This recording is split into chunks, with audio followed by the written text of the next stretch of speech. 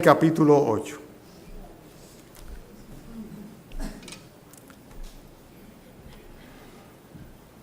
En el año tercero del reinado del rey Belsasar, me apareció una visión a mí, Daniel, después de aquella que me había aparecido antes. Vi en visión, y cuando la vi yo estaba en Susa, que es la capital del reino de la provincia de Elán. Vi pues en visión, estando junto a río Ulai, alcé mis ojos y miré, y he aquí un carnero que estaba delante del río y tenía 2 cuernos. Y aunque los cuernos eran altos, uno era más alto que el otro. El más alto creció después. Vi que el carnero hería con los cuernos al poniente, al norte y al sur, y que ninguna bestia podía parar delante de él, ni había quien escapase de su poder, y hacía conforme a su voluntad y se engrandecía. Mientras yo consideraba esto, he aquí un macho cabrío. Venía del lado del poniente sobre la faz de toda la tierra, sin tocar tierra, y aquel macho cabrío tenía un cuerno notable entre sus ojos. Y vino hasta el carnero de 2 cuernos que yo había visto en la ribera del río, y corrió contra él con la gran furia de su fuerza. Y lo vi que llegó junto al carnero y se levantó contra él y lo hirió, y le quebró sus 2 cuernos, y el carnero no tenía fuerzas para pararse delante de él. Lo derribó, por tanto, en tierra y lo pisoteó, y no hubo quien librase al carnero de su poder. Y el macho cabrío se engrandeció sobremanera, pero estando en su mayor fuerza, aquel gran cuerno fue quebrado, y en su lugar salieron otros 4 cuernos notables hacia los 4 vientos del cielo. Y de uno de ellos salió un cuerno pequeño, que creció mucho al sur, al oriente y hacia la tierra gloriosa. Y se engrandeció hasta el ejército del cielo, y parte del ejército y de las estrellas se echó por tierra y las pisoteó.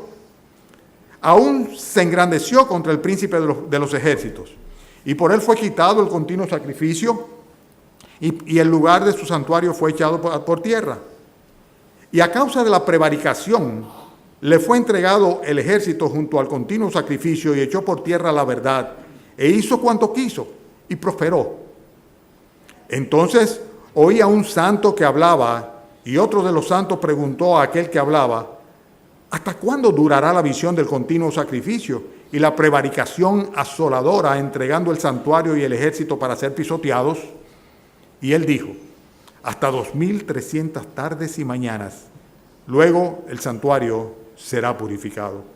Y aconteció que mientras yo, Daniel, consideraba la visión y procuraba comprenderla, he aquí se puso delante de mí uno con apariencia de hombre, y oí una voz de hombre de entre las riberas del Ulai que gritó y dijo: Gabriel, enseña a la visión.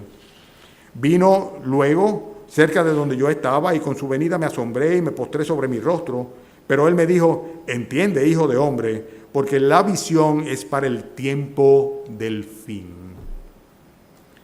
Mientras él hablaba conmigo, caí dormido en tierra sobre mi rostro, y él me tocó y me hizo estar en pie.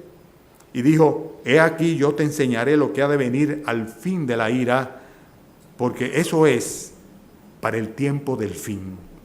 Y en cuanto al carnero que viste, tenía 2 cuernos. Estos son los reyes de Media y de Persia.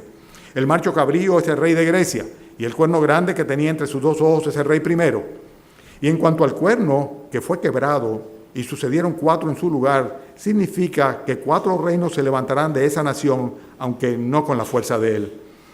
Y al fin del reinado de estos, cuando los transgresores lleguen al colmo, se levantará un rey altivo de rostro y entendido en enigmas. Y su poder se fortalecerá, mas no con su propia fuerza, y causará grandes ruinas, y prosperará y hará arbitrariamente, y destruirá a los fuertes y al pueblo de los santos.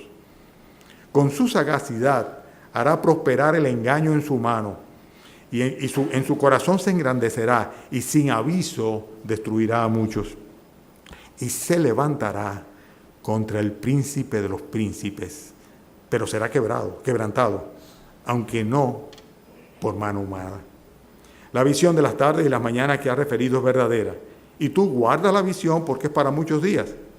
Y yo, Daniel, quedé quebrantado y estuve enfermo algunos días, y cuando convalecí atendí los negocios del rey, pero estaba espantado a causa de la visión y no la entendía. Nosotros sí la entendemos, ¿verdad que sí? Sí. Bueno, deberíamos entenderla. Hermano Guillermito estaba haciendo referencia al pasaje de Apocalipsis, en el cual decía que había un libro que nadie podía abrirlo, sino solamente el Cordero, porque era un libro que estaba sellado con 7 sellos, ¿se recuerdan? Y es interesante que este libro, ¿verdad?, del profeta Daniel, uno que él va a escribir a consecuencia de todas estas revelaciones, son precisamente las que estarían para el tiempo del fin. Y en una ocasión y en otra ocasión se insiste siempre en lo mismo, que todas estas revelaciones son para el tiempo del fin. Es interesante que en el capítulo anterior, capítulo 7, nosotros vimos que se confirmaba una visión que había tenido el rey Nabucodonosor en sueños. Ustedes se recuerdan aquel sueño de esa gran estatua, una gran estatua que estaba con diferentes materiales a partir de la cabeza hacia arriba, el torso, después la pierna y el vientre, y finalmente el tronco, el vientre y las piernas, y finalmente los pies, etc. El hecho es que cada uno de estas partes de la estatua, como ustedes recuerdan, en la descripción que hizo el profeta Daniel al rey Belsasar, al rey Nabucodonosor, que no solamente le reveló cuál había sido su sueño, sino cuál era el significado del sueño, le explicó que se trataba de 4 grandes imperios que vendrían. Ustedes se recuerdan de esos 4 grandes imperios, cuáles eran, ¿verdad? Bueno, en esta visión de ahora, que nosotros vemos en el capítulo anterior, la semana pasada, pues se enfatiza, pero ya no con la visión de la estatua, sino con la visión de una serie de bestias. El mensaje de la semana pasada se llamaba las 4 bestias o el fin del poderío gentil. O sea, todo el tiempo en el cual los gentiles iban a estar teniendo supremacía y gobernando, por así decirlo, mediante sus diferentes reinos o reinados o imperios, ¿verdad?, la vida de los hombres. Pero en esta parte del capítulo 8 vemos que hay una reiteración de una parte de estas visiones. Y es muy interesante porque todavía más adelante vamos a ver en los capítulos que siguen que también una vez y otra vez Daniel tiene visiones que le confirman lo que originalmente el Señor le ha ido mostrando. La visión del capítulo 7 sucede en el primer año del rey Belsasar, pero esta que está aquí, dice él, que sucedió en el tercer año del rey Belsasar. Y fueron visiones, y visiones significa cosas que él en un momento dado vio. Vio, en algunos casos estaba acostado, en otros casos estaba completamente despierto, en este caso estaba al lado del río Ulai, y él tuvo esa visión, de un momento a otro comenzaron todas estas cosas a aparecer delante de sí. Y todas estas visiones le causaban a él una gran aprensión, un gran dolor, al punto tal de que él lo expresa así, de la inquietud que le causaba todas estas cosas, pero eventualmente por el hecho de que, podemos deducir nosotros por el hecho de que él no podía comprenderla. O sea, él las veía, las creía, las podía inclusive relatar y de hecho las escribió, pero sin embargo él no entendía el significado de ello. Hay 2 partes de esa visión del capítulo 7 que él la había vivido en cierta forma. Él había sido parte del imperio babilónico cuando Nabucodonosor pues se llevó cautivo a Judá y él fue de los cautivos de Judá que fue como desde un adolescente, como un niñito, fue cautivo y fue hecho siervo de Nabucodonosor.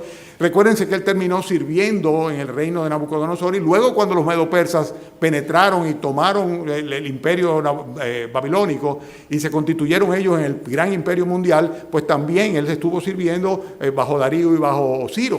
O sea que él conocía, había vivido, había experimentado en sí mismo, en su propia vida, había experimentado el cumplimiento de algunas partes de esta visión profética. Pero había otras cosas que él no se las podía imaginar, como las visiones que hay en Apocalipsis, las cuales dejaban espantados y extenuados a Juan, porque cuando aparecían estas visiones, él no podía concebir lo que hoy día podríamos decir nosotros, bueno, tal vez se trata de un helicóptero Tomahawk, con la descripción que está haciendo, ¿verdad? O tal vez se trata de un anfibio, de un barco anfibio, pero de ninguna manera en aquella época podía entenderse qué era lo que estaba viendo, lo describía con la similitud que le era posible. En este caso de las visiones es muy específico, o sea, describe las visiones tal cual las ve. Ustedes se recordarán la semana pasada, en el capítulo 7, que la primera bestia evidentemente era Babilonia y apareció como un animal alado completamente, era un león. Y ustedes recuerdan que el león babilónico era precisamente aquello que estaba erigido en los templos babilónicos, en los grandes portales, o sea, representaba el imperio babilónico en la realidad. Y este león alado fue luego sustituido por una segunda bestia que apareció, un oso devorador. Este oso devorador que representó al imperio medo-persa, que dice que se levantaba un poco el oso de un lado que del otro, porque evidentemente los persas fueron más predominantes dentro del imperio, gobernaron con más eminencia dentro del imperio que lo hicieron los medas. Entonces vemos que le dio el Señor la autoridad de decirle levántate y devora mucha carne, y así fue el imperio medo-persa. El imperio medo-persa realmente tuvo una ampliación enorme y se extendió tremendamente y fue devastador. Pero luego vino otro imperio, el imperio macedónico. Este sí no se lo esperaba a nadie. No se lo esperaba a nadie, ¿por qué? Porque sencillamente fue algo que sucedió rápidamente. O sea, en 10 años Alejandro Magno fundó el imperio griego macedónico. Y este aparece con una imagen de un leopardo alado. Estoy refiriéndome al capítulo 7, versículo 6. Cuando dice, después de esto miré y aquí otra bestia, dice, semejante a un leopardo con 4 alas de ave a sus espaldas. Tenía también esta bestia 4 cabezas y le fue dado dominio. Entonces estamos viendo cómo se sucede un imperio detrás de otro. En el capítulo 7, en este caso ya no ejemplificado con partes de una imagen, de una visión de una gran estatua, sino con diferentes bestias, hasta que llega una última bestia, la cual dice que era una bestia que era diferente a todo el mundo. Esta no se describió como un animal, porque era lo que él vio como bestia era algo que no podía describirlo como un animal, sino que dice que era una bestia, versículos 7 y 8 del capítulo 7. Dice, era una bestia espantosa y terrible, en gran manera fuerte, que tenía unos dientes grandes de hierro. Y dice, devoraba y desmenuzaba. Esta bestia dice que tenía 10 cuernos que salen de la bestia, y de entre esos 10 cuernos sale un cuerno adicional. Bueno, de todo eso lo dice en los versículos 7 y 8. Si ustedes quieren, vayan conmigo allá, porque vamos a referirlo. Dice que en el versículo 8, mientras yo contemplaba los cuernos, he aquí que otro cuerno pequeño salía de entre ellos, de entre los 10 anteriores, ¿verdad? Y delante de él fueron arrancados 3 cuernos de los primeros, y he aquí que este cuerno tenía ojos como de hombre y una boca que hablaba grandes cosas. Evidentemente se está tratando de que esta bestia estaba representada por un hombre, un ser humano, el cual en el libro de Apocalipsis se le llama a sí mismo la bestia, ¿verdad? Y el Espíritu Santo se refiere a él a través del Nuevo Testamento como el anticristo. El anticristo, aquel que se va a oponer a Dios y a todo lo que sea, a tratar de tomar el lugar de Dios y constituirse él mismo un objeto de culto. Todo esto es en la introducción para llegar al capítulo 8, ¿verdad? Bueno, esta última bestia del Imperio Romano se va a caracterizar por la manera como va a arrasar completamente, como va a devorar. Dice en el versículo 23 del capítulo 7 que la cuarta bestia será un reino en la tierra, el cual será diferente de todos los otros reinos, y toda la tierra devorará, trillará y despedazará. Y así mismo fue. Entonces aparecen luego 10 cuernos que salen de esa bestia precisamente. Y es muy interesante, porque estos 10 cuernos, y lo vamos a ver nosotros en el capítulo 8 y posteriormente también, van a ser una especie de extensión de la vida de esta bestia. O sea, este imperio, el imperio romano, si bien cayó como imperio, sin embargo, lo que era por así decirlo, el ámbito de su imperio permaneció a través de los años y ha llegado hasta nuestros días. Y es interesantísimo que hoy día Europa está unificada de nuevo, después de haber estado dividida y en guerra durante siglos, ¿verdad? Hoy día hay un mercado común europeo, hoy día hay una Europa, una Unión Europea. Hay una serie de países que tienen acuerdos y aliados que se manifiestan como bloques precisamente. Y es interesante porque habla de 10 reyes que se van a levantar de ese antiguo imperio romano. Esto está claramente en el versículo 24. Lo dice en el versículo 24 y dice, los 10 cuernos significan, ¿están conmigo? En el 7, ¿no? 7:24. Los 10 cuernos significan que de aquel reino se levantarán 10 reyes y tras ellos, de esos 10, entonces se levantará otro, el cual será diferente a los primeros y va a aniquilar o derribar 3 de los primeros reyes. Bueno, en capítulo 8 comienza a hablar de cuernos. Y es interesante que todavía en el capítulo 7 habla de cuernos. En el versículo 8 del capítulo 7 habla de un cuerno pequeño que sale.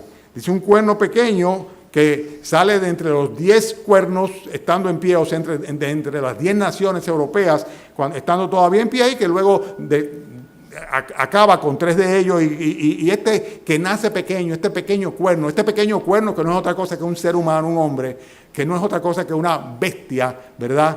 El último, por así decirlo, reinante, el último gobernador a nivel mundial que va a tener la tierra, pues este anticristo, este pequeño cuerno, dice el versículo 25 del capítulo 7, ¿lo ven? Hablará palabras contra el Altísimo. A los santos del Altísimo quebrantará. ¿El Altísimo quién es? Dios, ¿verdad? O sea, está hablando de los santos, ¿verdad? Dice, y pensará en cambiar los tiempos, la ley, serán entregados en sus manos hasta tiempos y medio tiempo. Y en el versículo 28 se indica que eso va a tener un fin. En el versículo 26, cuando dice, pero se sentará el juez y le quitarán su dominio para que sea destruido y arruinado hasta el fin. Habla de este pequeño cuerno como que tiene ojos y boca de hombre, hablaba grandes cosas y va a decir grandes blasfemias hasta el momento en el cual Dios definitivamente va a acabar con él. Recuérdense de aquella imagen que era tumbada por una piedra, ¿verdad? Una piedra no cortada de mano y que finalmente esa pequeña piedra se convertía en un gran monte que ocupaba toda la tierra, haciendo referencia al último permanente y reino que va a haber, ¿verdad?, en todos los tiempos, que es el reino del Mesías, del Salvador. O sea, el reino del Señor Jesucristo, luego de su segunda venida, el reino de Dios en la tierra. Ustedes se recuerdan que esa fue la promesa del Señor. Cuando comenzó predicando decía, arrepentidos porque el reino de los cielos se ha acercado. El primer acercamiento vino ¿con quién? Con la venida primera del Señor Jesucristo, que vino a morir por los pecadores para sumarlos a su reino. Un reino de gente santa, una gente redimida por la sangre de nuestro Señor Jesucristo. Bien, en los versículos que van del 9 al 12, hace referencia a este cuerno pequeño. Por ejemplo, en el versículo 11 dice que la bestia va a ser destrozada, muerta y echada al fuego, o sea, el juicio final que va a tener. Y esto le va a suceder al anticristo al final de la gran tribulación, o sea, en la segunda venida del Señor. Fíjense que las primeras tres, en la visión que está de la segunda venida de Cristo, en los versículos 13 y 14, hace referencia a un hijo del hombre. Dice versículo 13, ¿están conmigo? El 7:13. No hemos comenzado el mensaje, esta es la introducción del capítulo 8. Tienen que estar vivos, ¿verdad? 7:13.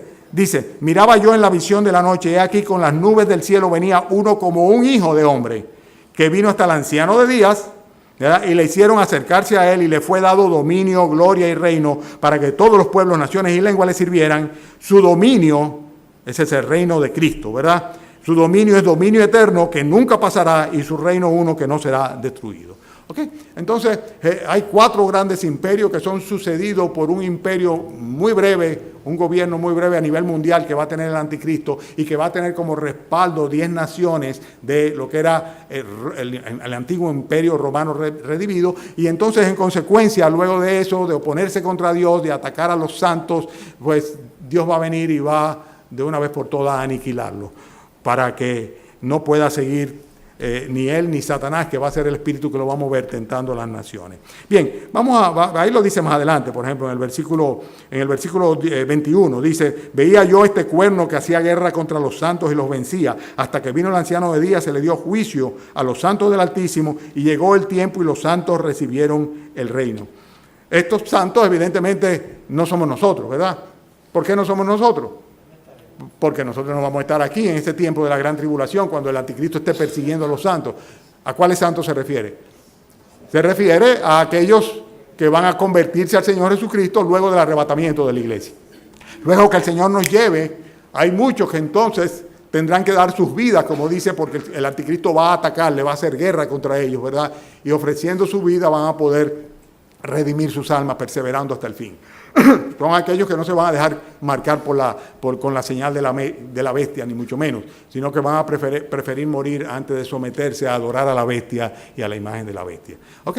Todas estas cosas, son muchos pasajes, yo los relaciono en mi mente, yo no sé si ustedes pueden entenderme plenamente, pero por lo menos nos estamos refiriendo a lo que dice acá. O sea, hay un anticristo, ¿verdad? Uno que tiene ojo de hombre y boca de hombre, y dice, lo describe el versículo 24, dice, los 10 cuernos, ¿están conmigo? Significan que de aquel reino se levantarán 10 reinos. Tras ellos se levantará otro rey, ¿verdad? El cual será diferente de los primeros y a 3 derribará. Dice, hablará palabras contra el Altísimo y a los santos del Altísimo quebrantará. Dice, y pensará en cambiar los tiempos y la ley y serán entregados en tus manos hasta tiempo y tiempos y medio tiempo. Hablará contra Dios, tratará de cambiar todo lo establecido, toda la ley, toda la palabra de Dios, toda la revelación del Señor, el gobierno civil, todo va a centrar todo el poder, concentrar todo el poder, y ese poder lo va a tener él durante 3 años y medio. Tiempos, plural de tiempo, 1 año, 2 años, y la mitad de un tiempo, medio año, 3 años y medio. La Biblia describe, no vamos a entrar en eso ahora, que van a venir 7 años de gran tribulación sobre la tierra a partir del momento en el cual la iglesia va a ser llevada con el Señor. O sea, nosotros vamos a ser alzados, según de Tesalónica lo describe muy claramente, en las nubes para estar con el Señor, y entonces vendrá el juicio de Dios sobre esta tierra. Pero en los 3 primeros años de esos 7 años últimos, finales, antes de que el Señor venga a establecer su reino, el anticristo va a lograr concitar con palabras halagadoras y con toda una verborrea y una serie, lograr concitar el respaldo de las naciones, en particular de todo lo que tiene que ver con Europa. Pero el mundo entero, pero en particular va a apoyar su gobierno en lo que corresponde a 10 naciones europeas.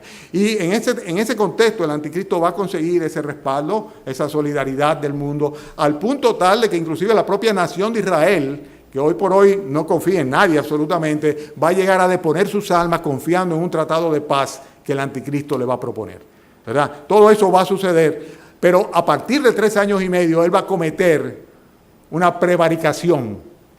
Lo que le dice Daniel, unos capítulos más adelante lo vamos a ver, la abominación desoladora. Así lo refiere a la Escritura en el Nuevo Testamento también. Él va a revelarse a sí mismo quién es él y cómo realmente sus intenciones no eran de ninguna manera proteger a Israel, sino por el contrario, destruir de una vez por todas a todos los israelitas. La nación de Israel. Algo que no les suena muy absurdo a ustedes hoy día, porque hay varias naciones que quisieran hacer eso en la actualidad, que Israel desapareciera de la faz de la tierra. Bien, el Señor va a venir y el Señor va a presentar defensa, y hemos visto aquí algunos versículos que hacen referencia, y más que defensa, el Señor va a destruir con el espíritu de su poder y con la palabra de su boca. Él va a destruir al anticristo, va a destruir los ejércitos, va a haber una confederación de ejércitos de diferentes partes del mundo que van a ir a esta conflagración final, y todo esto es lo que se va a conocer como la verdadera última guerra, ¿verdad? La última guerra, y una guerra que en este caso va a ser mundial de verdad. O sea, ninguna nación va a quedar fuera de esto. El Señor va a venir, va a establecer un reino y va a regir con vara de hierro, o sea, no va a permitir ningún tipo de rebelión. Se va a llamar una teocracia, el gobierno de Dios sobre la tierra, el reino de Dios, el reino anhelado y esperado por Israel. Lo va a establecer el Señor Jesucristo. Bien, todo esto va a suceder una cosa detrás de otra. El Señor va a venir, le va a quitar el dominio al anticristo, va a haber justicia en este mundo por primera vez, ¿verdad? Va a haber justicia en este mundo. Dice que va a regir las naciones con vara de hierro, habrá dominio absoluto del Señor, obediencia absoluta del Señor, absoluta y voluntaria además, ¿verdad? Porque en el reino de los cielos no va a entrar ningún impío, no va a entrar ningún mentiroso, no va a entrar ningún cobarde, no va a entrar nadie que hace abominación, ni mucho menos. La Biblia lo dice, yo solamente lo estoy refiriendo ahora porque no puedo llevarlo a todos los pasajes, sino que los que van a entrar ahí son llamados santos de parte de Dios. O sea, van a estar ahí, ¿quiénes? Nosotros, la iglesia, ¿verdad? Somos parte de lo que vamos a estar ahí con cuerpos redimidos, los santos del Antiguo Testamento con cuerpos redimidos, inmortales, ¿ok? Resucitados, ¿verdad? Y van a estar ahí los que van a entrar en carne y sangre, en cuerpos mortales, porque van a sobrevivir la gran tribulación también, pero no se van a dejar marcar por la bestia, por el anticristo. Entonces va a haber un gobierno donde dice la Biblia que el niño vivirá 1000 años. Un gobierno con una tierra restaurada al punto tal, ¿verdad?, que dice que el león y el cabrito van a pasar juntos, o sea, van a comer hierba, el león va a comer hierba en esa época. No va a haber violencia, ni maldad, ni muerte sobre la faz de la tierra. Eso va a durar 1000 años, y de ahí para adelante hablamos otro día, porque me voy de entonces muy lejos. ¿De acuerdo? Entonces, ¿qué estoy diciendo? Cuando el Señor venga, y antes del momento en que se siente aquel anciano de días en su trono para juzgar a los hombres conforme a su pecado, cuando el Señor venga, lo que va a suceder es que Él va a tomar el dominio absoluto y total, y todas las promesas que el Señor ha hecho en su palabra a Abraham y a su descendencia, ¿verdad?, la consecuencia del haber creído en Él por medio de la fe, la vida permanente, la vida eterna van a cumplirse en ese momento. Jesucristo va a ocupar el trono de David de una manera particular. El rey David va a ser el regente de ese trono en lo que a Jerusalén se refiere. Y hay una buena noticia adicional que yo quiero darle. Y es el hecho de que yo voy a estar ahí. ¿Y tú también? ¿Tú también?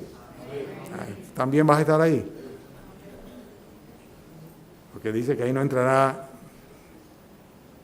Dice, ni los cobardes, ni los entrarán en el reino de los cielos. Y hay una lista enorme.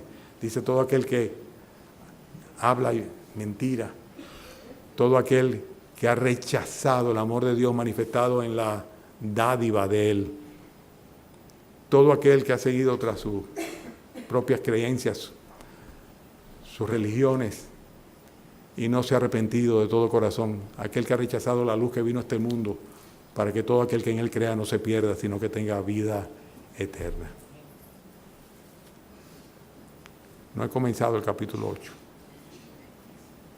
Vamos a comenzarlo. ¿De acuerdo?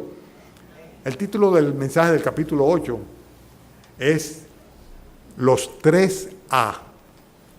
Habíamos visto las 4 bestias, ahora aparecen no 4, sino 3. Y le puse los 3A porque está relacionado directamente a lo que sucedería en el tiempo del fin.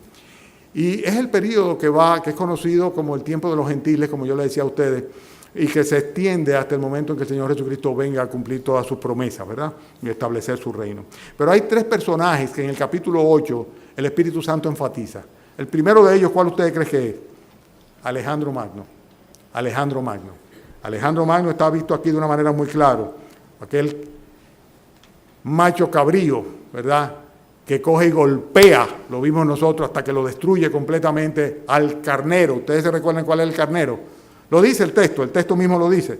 El carnero era ¿qué? Medo-Persa, el reino Medo-Persa, ¿verdad? Después hay una segunda A, y se trata de Antíoco Epífanes, un personaje muy interesante, Antíoco Epífanes.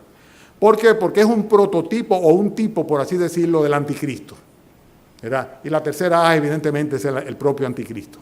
Entonces, el capítulo 8 nos muestra sobre Alejandro, sobre Antíoco y sobre el anticristo. Es una segunda visión profética del profeta Daniel que se adelanta a su época. Él no podía de ninguna manera entender lo que estaba viendo de una manera muy clara porque se proyectaba hasta el tiempo del fin. Hace una semana conversaba con un primo que vive fuera del país y me decía, qué pena, estaba aquí de paseo, y digo, qué pena que no pude ir a tu iglesia, yo quiero ir allá, yo quiero ir a tu iglesia, pero el tiempo no me ha dado, que digo yo, ay, ojalá hubiera podido tener la oportunidad. Dice, pero hay una cosa que te quiero preguntar aquí por teléfono antes de irme. Es verdad que estamos en el tiempo del fin, ¿verdad? Digo yo, no te quepa dudas. Estamos llegando al tiempo del fin. Estamos en el tiempo del fin, ¿verdad? Y es interesante que una vez y otra vez esta profecía del capítulo 8 se encaja dentro del tiempo del fin. Como le dice, que guarde todo esto para el tiempo del fin. En el tiempo del fin, entonces, nosotros vamos a poder comprenderla como lo hacemos a través de la revelación del libro de Apocalipsis y como lo hacemos a través de la comprobación histórica, la constatación histórica de los hechos que ya se han sucedido. Si Daniel tenía 2 imperios sobrevividos, nosotros ya no tenemos 2. Nosotros tenemos 5, por así decirlo. O sea, nosotros estamos al nivel de los 10 cuernos, del cual va a salir el anticristo. O sea, ya para nosotros pasó Babilonia, ya para nosotros pasó Medo-Persa, ya pasó, ¿cuál es el que viene después? Alejandro Magno, ¿verdad? Y después también pasó,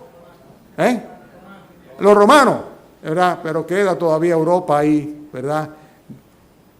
En quien se va a apoyar el anticristo para buscar el poder y establecer su reinado corto, un reinado de 3 años y medio. Bien, entonces, aquí se encuentra en Susa. Susa es la capital del imperio babilónico de ese tiempo. Susa, por así decirlo, podía rivalizar con la misma Babilonia en cuanto al lujo y la importancia y la prevalencia, el refinamiento cultural que tenía. Ustedes recuerdan posiblemente haber oído del Código Hammurabi.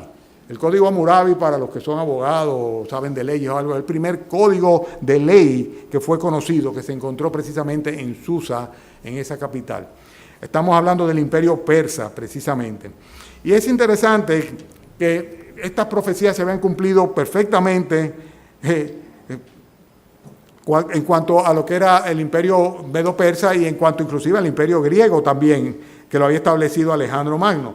Pero es interesante que hubo una serie de acontecimientos que condujeron a que se establecieran estos cuatro, se dividiera ese reino de Alejandro Magno en cuatro diferentes reinos o cuatro diferentes reyes. Cuando Alejandro Magno muere, que murió de muy joven edad, unos 30 años aproximadamente, resulta ser que sus cuatro generales se dividieron lo que era el imperio. Yo estoy tratando de, entre mis notas, tratar de abreviar. Por ejemplo, el reino de él se dividió entre Ptolomeo I de Egipto y de Palestina, Seleuco Nicador, que se ocupó de la zona de Babilonia y de Siria, Antígono, que se ocupó de Asia Menor, y la otra parte de su reino fue Antípater de Macedonia y de Grecia. Alejandro, en la cima de su poder, murió de un momento a otro. Y cuando esto sucede, pues lo describe de una manera muy clara aquí el capítulo 8 en el versículo 18. ¿Están conmigo? Dice, mientras él hablaba conmigo, caí dormido en la tierra. 8:18. ¿Lo tienen?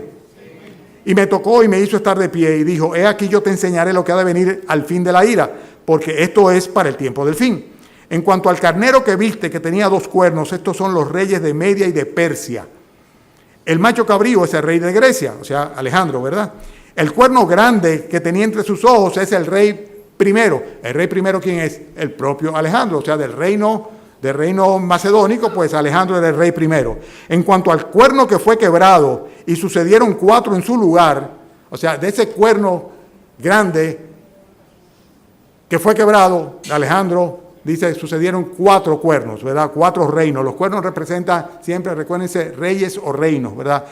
Versículo 21. El macho cabrío es el rey de Grecia, el cuerno grande que tenía entre sus ojos es el rey primero. En cuanto al cuerno que fue quebrado y sucedieron 4 en su lugar, significa que 4 reinos, ¿están conmigo?, se levantarán de esa nación, aunque no con la fuerza de él. O sea, estos 4 reyes de ninguna manera van a tener la importancia o la preeminencia que tuvo Alejandro Magno como jefe general de todo el imperio. Pero aquí vemos nosotros entonces el momento en el cual emerge y cae Alejandro Magno y su reino se divide.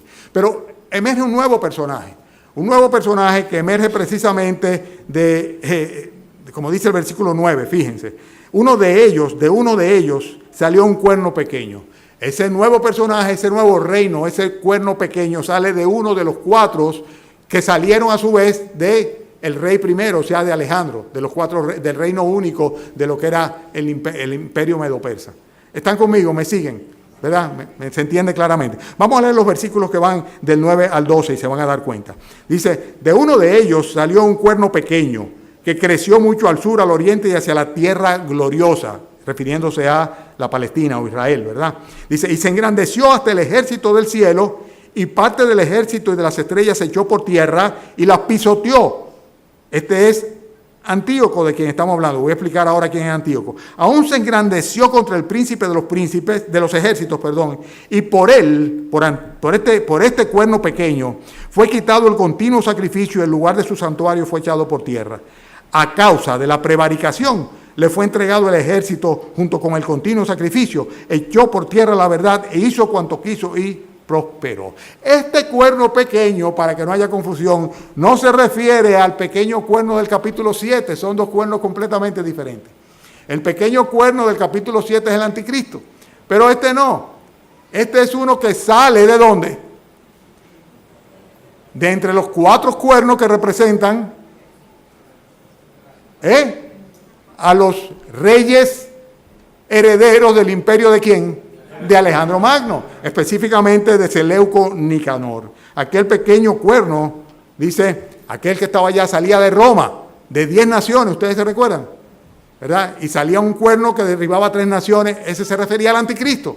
Pero este cuerno que aparece aquí es otro completamente diferente. El pequeño cuerno aquí se refiere a Antíoco Epífanes. Antíoco Epífanes fue el 8º rey de la dinastía de Siria, ¿verdad? De la dinastía siria. Reinó desde el año 175 hasta el año 164 antes de nuestro Señor Jesucristo. Por un tiempo relativamente breve, poco menos de 10 años. Esta profecía, la profecía que estamos nosotros viendo ahí, salta desde el 300 antes de Cristo hasta el 175 antes de nuestro Señor Jesucristo. Lo interesante del hecho es que Antíoco Epífanes atacó realmente a Israel.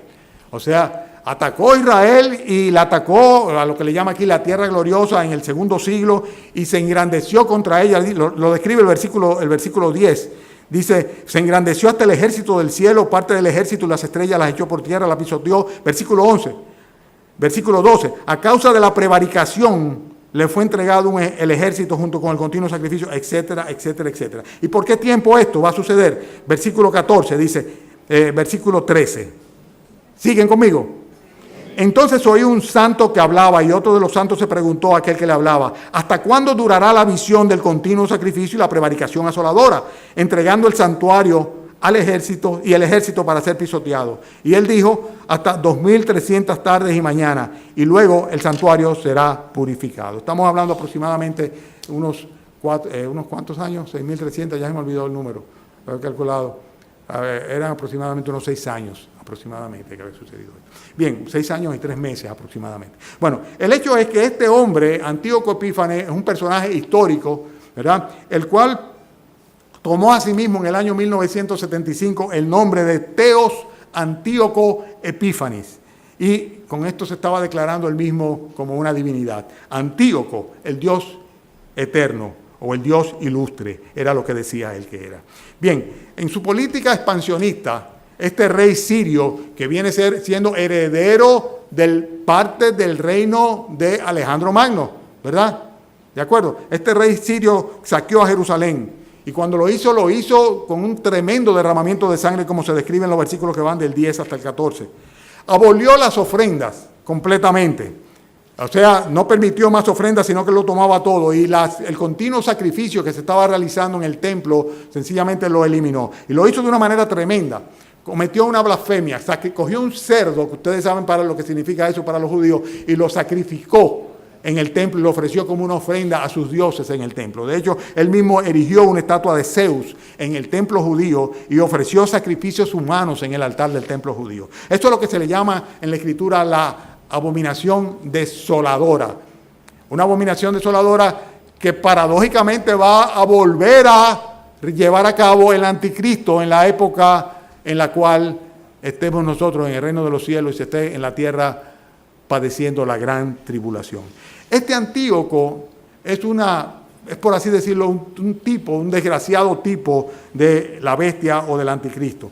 Él prohibió la circuncisión, profanó el sábado, el versículo 11 y el versículo 12 lo dice, y toda esta profecía se cumple en 2 tiempos, por así decirlo, de una manera reiterativa, tanto con Antíoco, la profecía que estaba viendo Daniel, con Antíoco Epífanes, luego del reinado de Alejandro Magno y luego a través de lo que era el reinado de Seleuco Nicador, quien se autollamaría a sí mismo como Antíoco Epífanes o el Dios ilustre, y esto se cumpliría también nueva vez durante el breve reinado del anticristo, el breve gobierno del anticristo. Cuando hace referencia a las 2600 tardes y mañanas, se refiere al tiempo que va a pasar entre el momento en que se profanó el templo y el momento en el cual se restaura luego, posteriormente, en la época de Judas Macabeo, en el 165 antes de nuestro Señor Jesucristo, la adoración nuevamente. Recuérdense que en la época de Cristo ya se adoraba, ya se ofrecía sacrificio en el templo. Pero durante ese periodo de tiempo, ¿verdad?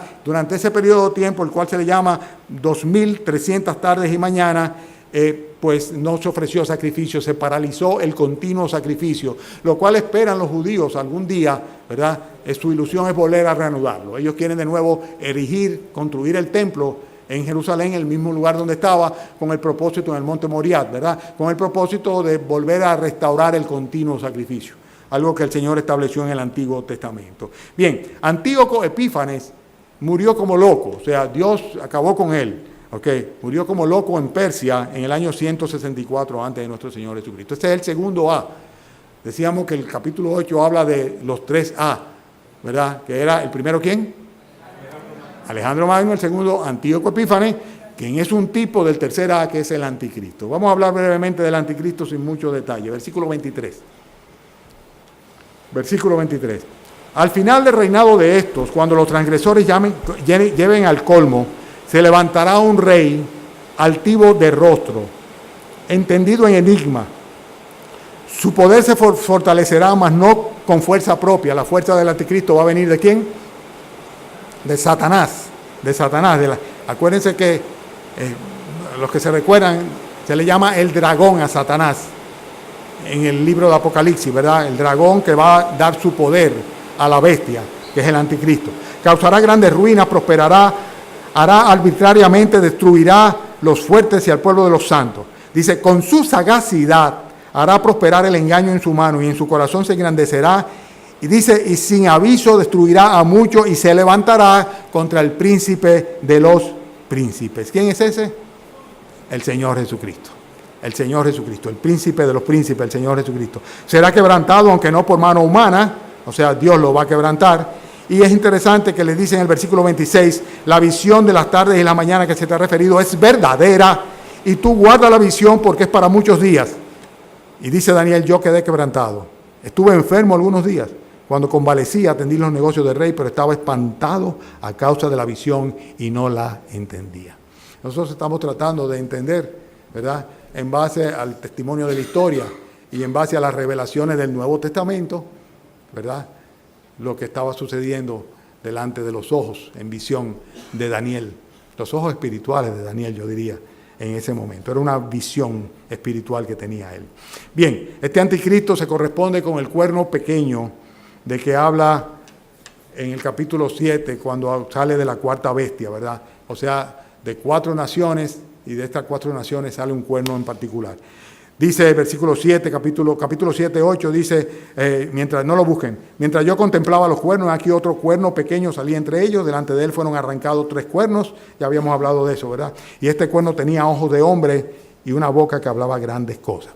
Va a ser derrotado por Dios mismo, por el príncipe de los príncipes. El versículo 25 dice, se levantará contra el príncipe de los príncipes y será quebrantado, aunque no por mano humana. O sea, no va a ser asunto de que en la conflagración o en la guerra que se va a armar, él va a ser destruido. Dios lo va a quebrantar, Dios lo va a matar. Ningún poder humano hubiera podido derrotar a este anticristo, pero Daniel dice que Dios lo va a hacer. Dios lo va a hacer. Muchas de las cosas que van a suceder bajo el gobierno de Antíoco Epífanes, ¿verdad?, se van a repetir en el tiempo del anticristo, y Jesucristo lo advirtió. Mateo capítulo 24, vayan allá, por favor.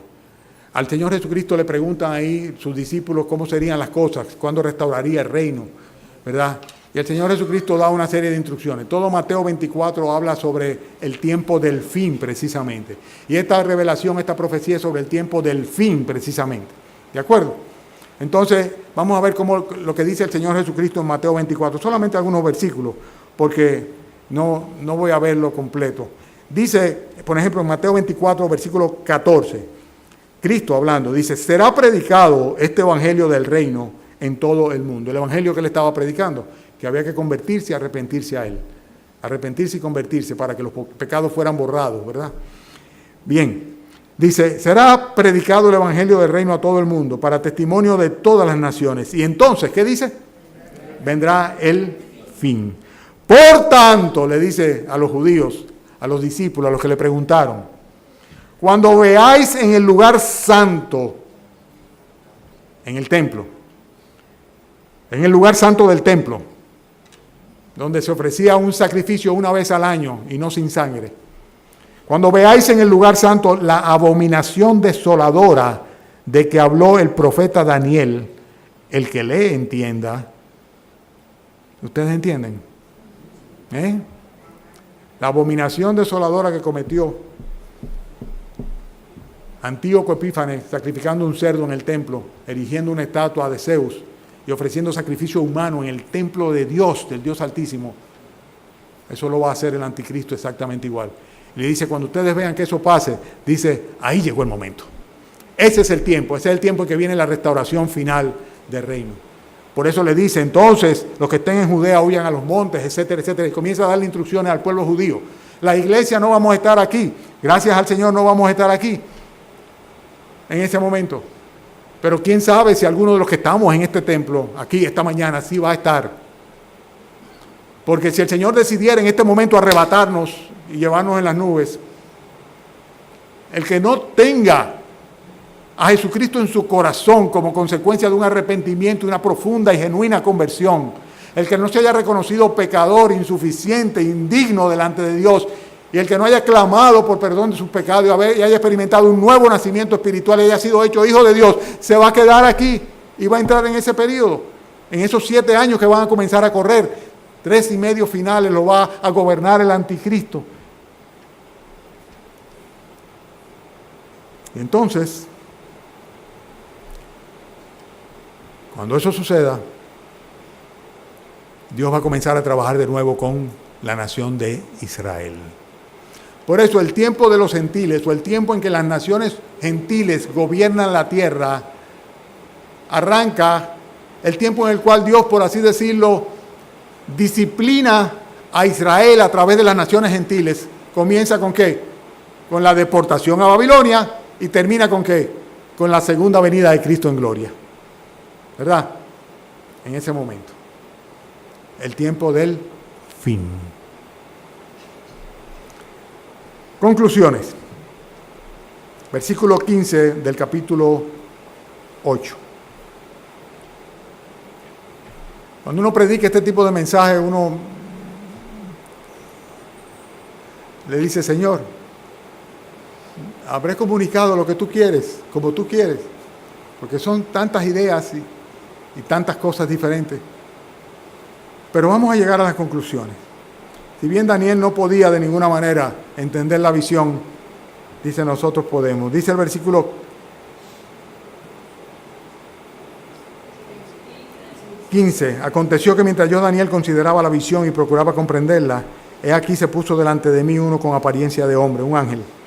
Y oí la voz del hombre entre las riberas del Ulai, el río, que gritó y dijo, Gabriel, enseña a este la visión. Gabriel es el arcángel Gabriel, ¿verdad?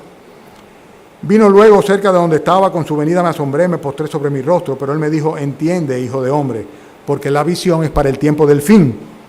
Mientras él hablaba conmigo, caí dormido en tierra sobre mi rostro, y él me tocó y me hizo estar de pie y dijo, he aquí, yo te enseñaré lo que ha de venir al fin de la ira, porque eso es para el tiempo del fin. El tiempo del fin es el tiempo que normalmente se llama el tiempo de los gentiles, ¿verdad? El tiempo entre el cautiverio y la segunda venida de nuestro Señor Jesucristo. Y el Nuevo Testamento nos arroja muchísima luz para que nosotros podamos entender la visión de Daniel. Yo quiero ahora, hermanos, y con este pasaje les prometo que termino, 2 de Tesalonicenses capítulo 2, versículo 1, que me acompañen allá.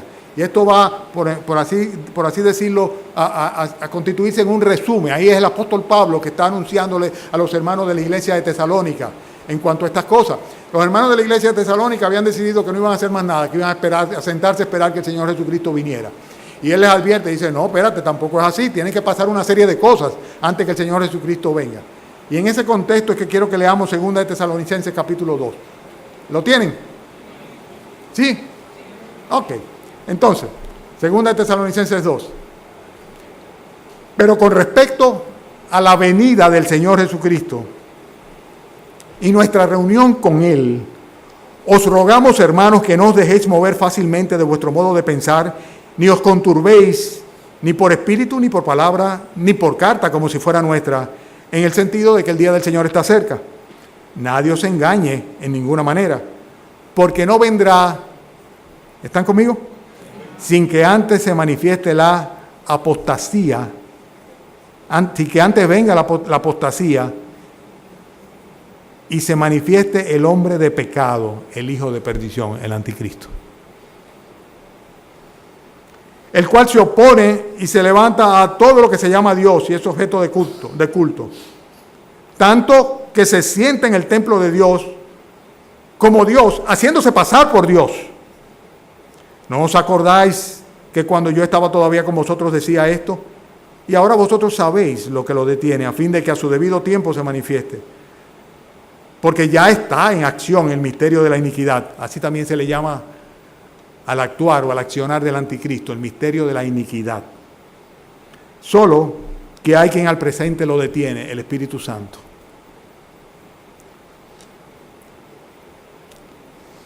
Hasta que éste, a su vez, se ha quitado del medio. El Espíritu Santo se va ¿cuándo? Es quitado del medio ¿cuándo? Cuando la iglesia sube, ¿verdad? ¿Dónde mora el Espíritu Santo? En el corazón de los creyentes, conforme el Señor Jesucristo prometió. Dice, Porque ya está en acción el misterio de la iniquidad, solo que quien al presente lo detiene, hasta que éste a su vez se ha quitado de medio. Y entonces se manifestará aquel inicuo, a quien el Señor matará con el espíritu de su boca y destruirá con el resplandor de su venida. Inicuo cuyo advenimiento es por obra de Satanás, con gran poder y señales y prodigios mentirosos, y con todo engaño de iniquidad para los que se pierden. Repito, versículo 10. Y con todo engaño e iniquidad para los que se pierden, por cuanto no recibieron el amor de la verdad para ser salvos. Hay personas que no aman la verdad.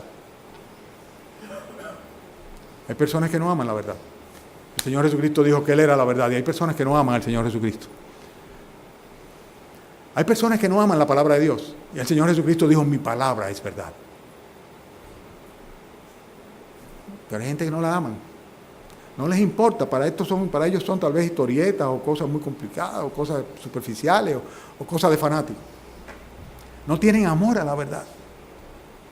El que no tiene amor a la verdad, todo lo que hemos visto esta mañana y con todo lo que se me ha quedado por decir, que es muchísima cosa, créanme, le parece fantasía. Alguno dirá, total, no he entendido, qué aburrido todo esto. Pero ¿saben una cosa? Eso es porque no tienen amor a la verdad. Cuando por primera vez leí estas cosas, hace tantos años ya, no pude parar de indagar y de averiguar y de saber. Y no porque tuviese ningún interés profético en términos de lo que va a suceder, sino simplemente porque era la verdad de Dios y yo tenía que conocerla. Cristo es la verdad de Dios, hay que conocerle. Hay que conocer la palabra de Dios. El que no tiene amor por la verdad no va a poder ser salvo. No es salvo en este tiempo y no lo va a ser salvo posteriormente tampoco. Y es lo que dice aquí, que el Señor va a permitir que el anticristo tenga gran poder engañoso. Y el Señor dice que hoy día hay muchos anticristos que están engañando a los hombres por donde quiera. Pero el que tiene amor a la verdad, ese no va a ser engañado. Y ese va a ser salvo. ¿Salvo por qué? Por la verdad. ¿Salvo por quién? Por la verdad. ¿Salvo por qué? ¿Por medio de qué? De la fe en la verdad. Y la pregunta de esta mañana es, después de todo lo que hemos visto sucintamente, que yo les recomiendo que revisen estos pasajes después con calma y márquenlos y subrayenlos y váyanle poniendo al lado. Este cuerno de este carnero se refiere a tal cosa y márquenlo en su Biblia para que lo tengan ahí presente y le puedan explicar a otro. Pero si esta mañana usted tiene amor a la verdad, si usted ama al Señor Jesucristo, si usted cree que todo lo que en su palabra está habrá de cumplirse como se ha cumplido ya la parte que históricamente está hecha, pues este es el momento en el cual usted tiene que decirle, Señor, yo creo en ti, yo creo en tu palabra, yo creo que tú eres el Salvador, yo creo que tú eres el príncipe de los príncipes, yo creo que tú eres quien va a establecer tu reino aquí, yo creo que tú vas a volver a esta tierra a buscar a los tuyos, y yo me quiero ir contigo, Señor. Y yo me quiero ir contigo.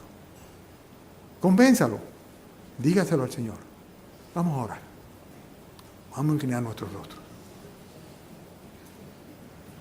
Por favor, que todo ojo quede cerrado y que cada cabeza inclinada para no distraer a los demás. En este momento hable con el Señor y dígale, Señor, yo sí creo. Yo amo la verdad. Tú me has dado amor por la verdad. Oh Señor, hazme digno de tu perdón y de tu salvación. Padre, es posible que haya muchas cosas que no entienda. Pero voy a seguirte, Señor, conforme a lo que tu palabra me haga entender, mediante la influencia de tu Santo Espíritu en mi vida. Ven a mi corazón, perdona mis pecados. Ayúdame a vivir para ti, Señor. A no confiar en religiones, a no confiar en hombres, sino confiar solamente en aquella palabra que aunque los cielos y la tierra pasen, ella no pasará, Señor. En tu palabra santa. Y en tu majestuoso poder, Señor, para dar vida a los muertos, para salvar a los perdidos, para redimir a los pecadores. y para guardarles, Señor, hasta el día en que estén en tu presencia. Inclúyeme, Señor. Me convierto a ti de todo corazón. Dejo lo que sea, Señor. Te entrego mi vida. Si usted ama la verdad, si usted lo siente así, dígaselo a Él.